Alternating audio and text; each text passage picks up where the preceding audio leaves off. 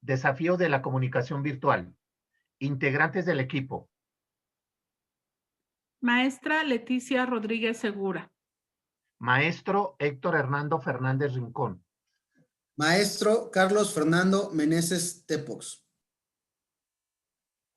La comunicación es un proceso esencialmente humano y simbólico que permite no solo expresar ideas, sino identificar y compartir emociones, sentimientos, historias y recrearnos a través de las experiencias de otros. El presente panel se compone de 3 elementos centrales: la importancia de la socioafectividad en el proceso de comunicación en ambientes virtuales, la presentación de casos que se han viralizado por las formas extremas que han adoptado los docentes al perder la identificación de los elementos de un proceso de comunicación claro y empático, y las experiencias de cada uno de los integrantes del equipo frente a la situación de pandemia y la manera en la cual se deben aportar mejoras al proceso comunicativo en medios virtuales. Para iniciar este panel, le cedemos la palabra al maestro Héctor Fernández. Si nosotros hacemos recomendaciones positivas del ideal de lo que debe ser una comunicación sincrónica a través del video, es recomendable tener en cuenta lo siguiente.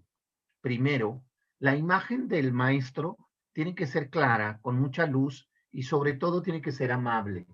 La voz tiene que ser auténtica, tiene que ser sincera, tiene que ser clara.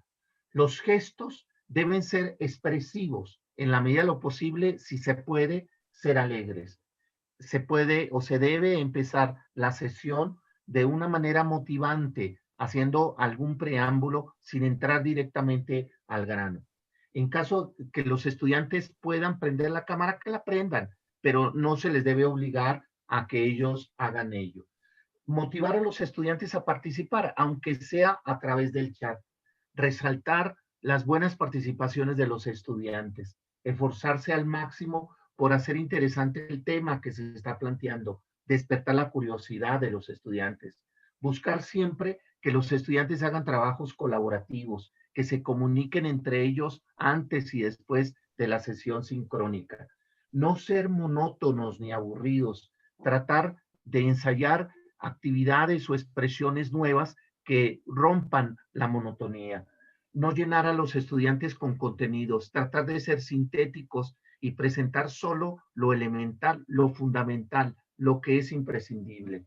No pasar por alto las expresiones de los estudiantes, cualquiera que ellas sean, bien sea para hacer una pregunta o incluso si hay una expresión de hastío o aburrimiento, el maestro tiene que leer ese mensaje. Por ningún motivo el maestro debe discriminar ni humillar a los estudiantes independientemente de las expresiones que ellos hagan.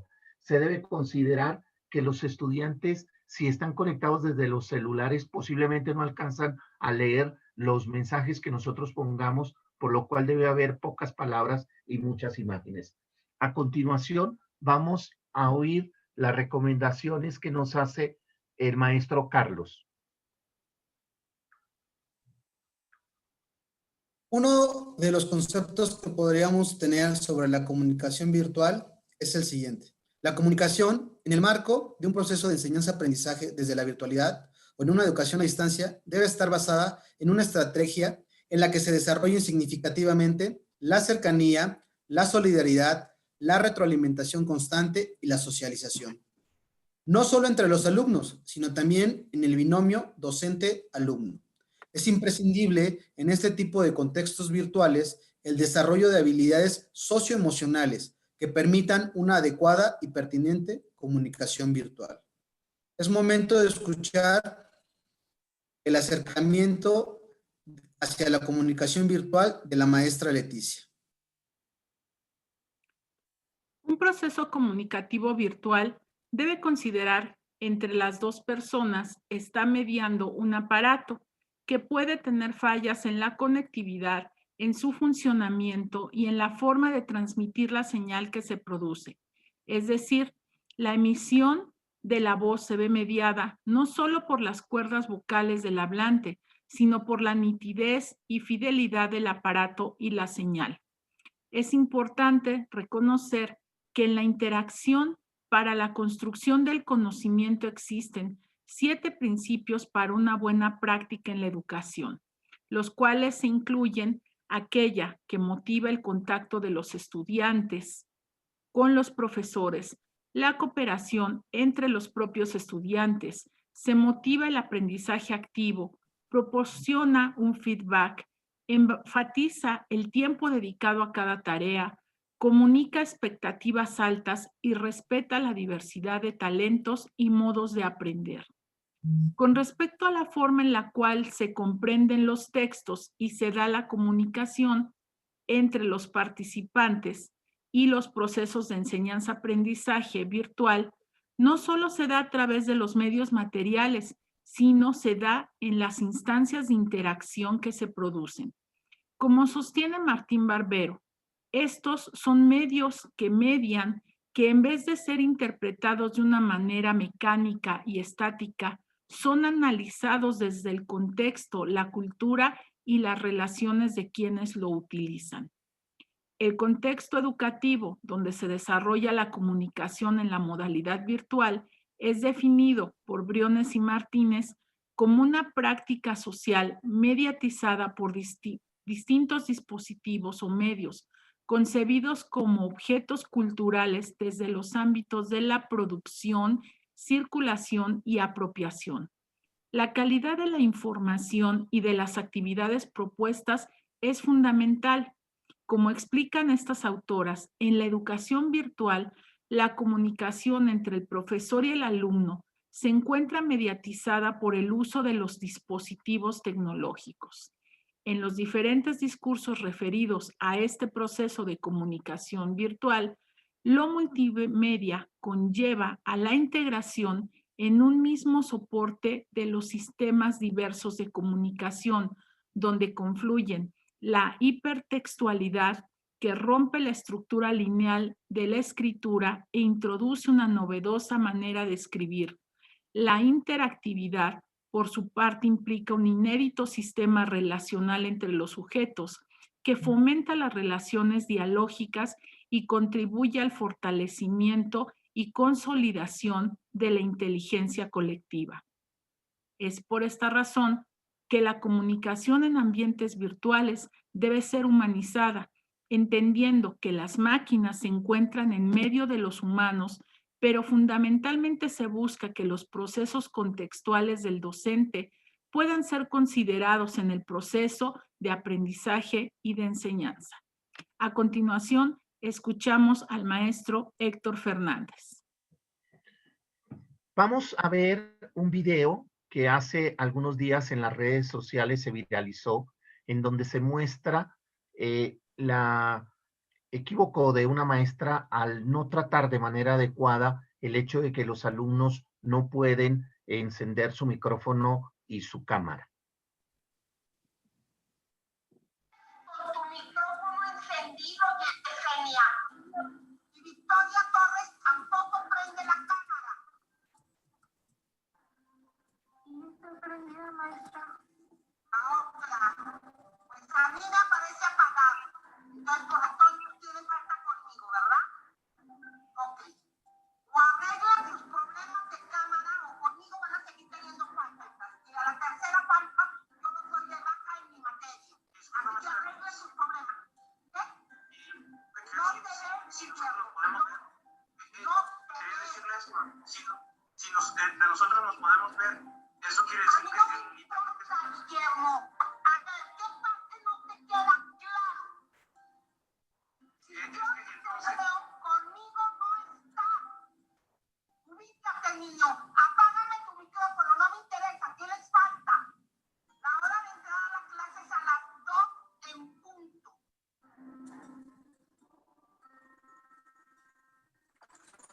Este video detona lo que son nuestras reflexiones para iniciar el panel de discusión. Vamos a escuchar primero a la maestra Leti. Desde que inició la pandemia, la forma en la cual han reaccionado las instituciones ha sido diversa.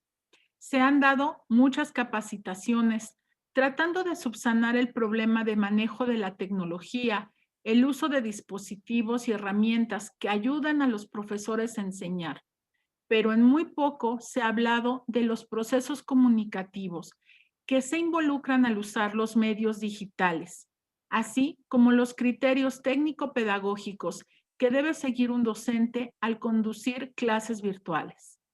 La docencia en línea no debe suponer que es el traslado de las actividades presenciales a las virtuales. Al contrario, se debe asumir que este es un paradigma diferente, donde el principio de la conectividad y la teoría del caos se hacen presentes en todo momento. Los estudiantes deben darse cuenta que su rol es construir conocimientos apoyados de los beneficios que tiene estar conectados a Internet y la producción de materiales que les ayuden a analizar y resolver problemas. Por su parte, el docente debe reconocer que su rol ha dejado de ser transmisor y que ahora debe plantearse estrategias de enseñanza que permitan introducir a los estudiantes en nuevos retos y problemas reales a resolver, donde su actividad de construcción debe estar centrada en la consulta, análisis de otros casos similares y la incorporación de nuevos conceptos e ideas traídas desde las experiencias reales. Los docentes tenemos que manejar una amplia gama de propuestas didácticas como el aprendizaje basado en proyectos, el aprendizaje basado en problemas, el flipped learning, usando herramientas de gamificación diversas. El docente no debe confundir la herramienta electrónica que usa para comunicarse como el único medio que tiene para construir una clase, ni tampoco debe pensar que su pizarra es la pantalla. El docente debe comprender que hay una persona del otro lado que requiere atención distinta. Los conceptos de subcampo, hábitus y capital desarrollados por Bourdieu permiten observar las diferentes fuerzas que actúan sobre el docente en línea, así como las prácticas del agente docente determinado y estructurado por el subcampo, pero a la vez que permite ciertos márgenes de acción que dependen de la interiorización de las reglas del juego, los diversos grados de posesión de capital y la adopción del hábitus del docente en línea. Le cedo la palabra para sus conclusiones al maestro Héctor Fernández. Generalmente hacemos recomendaciones ideales acerca de la forma como debe ser la comunicación y la actitud que debemos tener como docentes para desarrollar el proceso de enseñanza. Sin embargo, la realidad es bastante compleja y más difícil de lo que pensamos. Los docentes somos seres humanos, seres cotidianos, que tenemos que resolver diariamente también nuestros problemas familiares en esta crisis sanitaria. Tenemos que resolver el problema de los hijos, el problema económico e incluso el problema del encierro. Y sobre todo, nosotros fuimos arrojados a la virtualidad sin tener una preparación previa para ello. La verdad es que nosotros no estábamos preparados, mirábamos desde lejos la educación en línea y poco hacíamos uso de estas nuevas tecnologías para la enseñanza. Por eso, en este momento de la emergencia sanitaria, tenemos que ser muy solidarios y muy flexibles, tanto con nuestros colegas como con nuestros propios estudiantes. La dificultad no solamente la estamos viviendo nosotros, sino lo está viviendo la sociedad entera. En este sentido, nos obliga a desarrollar muchos valores humanistas de tolerancia y de solidaridad. En ese sentido, creo que estamos llamados a aprender junto con los alumnos de todos los elementos que se requieren para sacar adelante con calidad este proceso educativo en medio de esta emergencia. A continuación, le cedo la palabra al maestro Carlos, quien también nos quiere hacer algunas reflexiones con referencia a esta problemática. Como bien sabemos, en los procesos de tutoría virtual los docentes tienden a utilizar determinadas estrategias de aprendizaje. En cierta medida, pueden facilitar o dificultar la comunicación con sus estudiantes. Es por ello que los tutores virtuales deben desarrollar habilidades eficaces en el rubro de la comunicación. Esto les permitirá relacionarse adecuadamente en su contexto educativo. Es cierto que cada uno de nosotros cuenta con un estilo de comunicación muy particular, lo cual nos facilita o no el relacionarnos con los demás, permitiendo con ello establecer un vínculo afectivo con otras personas. En este sentido, es preciso que en un sistema de educación virtual o a distancia, los tutores cuenten con un adecuado estilo de comunicación. Esto será la clave para establecer vínculos de cooperación y colaboración con sus estudiantes. Algunos estilos de comunicación serían los siguientes. La comunicación asertiva. Es el estilo más natural, claro y directo. Se utiliza por personas con autoestima y seguridad en ellos mismos, que buscan en la comunicación plantear cuestiones que sean satisfactorias para todos, sin recurrir a manipulaciones ni fingimiento. La comunicación agresiva es el estilo propio del que busca conseguir sus objetivos, sin preocuparse de la satisfacción del otro. En muchos casos, utiliza estrategias como el sentimiento de culpabilidad, intimidación y enfado. Comunicación pasiva es el estilo utilizado por las personas que evitan la confrontación y llamar la atención. Para ello, responden de forma pasiva, sin implicarse en el tema o mostrando conformidad con todo aquello que se plantea. Ahora bien, la comunicación en un entorno virtual debe cumplir con algunas funciones, entre las que se destacan las siguientes. Debe ser afectiva.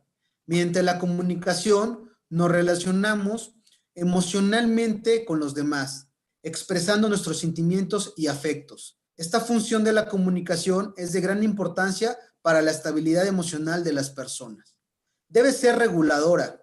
La comunicación puede ser utilizada para regular la conducta de los demás y facilitar su adaptación a la sociedad. Por último, debe ser informativa. A través de ella transmitimos la cultura, historia, experiencias. Esta función es esencial en el ámbito educativo. Es preciso que como tutores o docentes que nos desempeñamos en una educación a distancia, tomemos en cuenta estos preceptos para desarrollar una correcta comunicación virtual con nuestros estudiantes y con ello fortalecer y conseguir los objetivos de aprendizaje que nos propongamos. A continuación, escucharemos las conclusiones finales de este panel. Cedo la palabra al maestro Héctor. Para iniciar las conclusiones, primero vamos a ver otro video que también se viralizó en las redes sociales y que nos muestra una cara positiva de la problemática que estamos enfrentando en este momento. ¿Algún comentario, alguna idea, algún reclamo? ¿Todos se aceptan? Pues nada más decirle que no se angustie, no se preocupe. Nosotros aquí le apoyamos y usted puede subir los videos a Brightspace o como dice, nos manda el link o lo que sea y nosotros le ayudamos para ponerlo. Muchas gracias. De verdad. Además está muy interesante y muy bonita su clase. Gracias, estaba a punto del llanto. Pero bueno, muchas gracias. Muchas gracias. Gracias a usted, doctor. Gracias, doctor, por su dedicación. Gracias. Qué amable, muy buenos días. Usa su clase. Gracias. Qué lindo, muchas gracias. Les agradezco mucho. Muchas gracias, doctor. Soy muy amables. Que estén muy bien. Gracias, doctor. Gracias, doctor. Cuídense, acuérdense de las 4 I's, de las que ya no son ustedes sujeto, por favor. Okay. Hasta luego, doctor. En este video nos podemos dar cuenta incluso del cambio del rostro y de la expresión del maestro, que de un momento de tensión y de angustia termina con un rostro relajado y sonriente. Tuvo el encuentro afectivo con los estudiantes y posiblemente lo que se movilizó aquí es la autenticidad, la sencillez, la humildad, la entrega misma que hace el maestro por tratar de comunicar a sus alumnos. Y los alumnos de una manera receptiva responden en un sentido positivo a esa actitud del maestro. En medio de la dificultad vemos los sentimientos y los valores que hacen solidario y hacen grato este trabajar con nuestros estudiantes de una manera respetuosa, de una manera incluso inteligente, porque los estudiantes le reconocen a este maestro su entrega, la calidad de su clase a pesar de la dificultad. Quisiera terminar mi intervención mostrando a través de este video la positividad que se puede encontrar en este momento de crisis, buscando exaltar los valores más altos de humanidad que tenemos tanto los docentes como los mismos estudiantes. A continuación, le cedo la palabra para las conclusiones al maestro Carlos. Hemos podido constatar que como tutores o docentes dentro de un entorno virtual educativo, tenemos que enfrentar desafíos en cuanto al proceso de comunicación se refiere. En mi opinión, es importante que desarrollemos una comunicación efectiva, donde la motivación sea una característica que nos distinga con nuestros alumnos. Esta comunicación también debe ser empática. Debemos demostrarles que estamos al pendiente de sus dudas, sus necesidades y haciéndoles ver la importancia que tiene que expresen sus sentimientos u opiniones para poder ayudarles a aconsejarlos adecuadamente. A continuación, escucharemos la conclusión de la maestra Leticia. Es fundamental reconocer la comunicación y el proceso que se desarrolla en los medios virtuales. El docente debe ser sensible para identificar y reconocer los elementos que pueden alterarla. Es imprescindible considerar que los procesos de comunicación también han mutado, exigiendo unos nuevos sistemas de significación que giren en torno a la multimedialidad, hipertextualidad e interactividad. Para concluir, se puede definir que la comunicación virtual es el fruto de la articulación y combinación de los parámetros de espacio y tiempo en cada uno de los soportes digitales que proveen las tecnologías multimedia e Internet. Termino mi intervención con la siguiente frase. Lo más importante en la comunicación, recordémoslo, no está nunca en el lado de la tecnología, sino en los modelos culturales que éstas transmiten. Agradecemos a todos nos hayan acompañado y escuchado en este panel. Muchas gracias por su atención.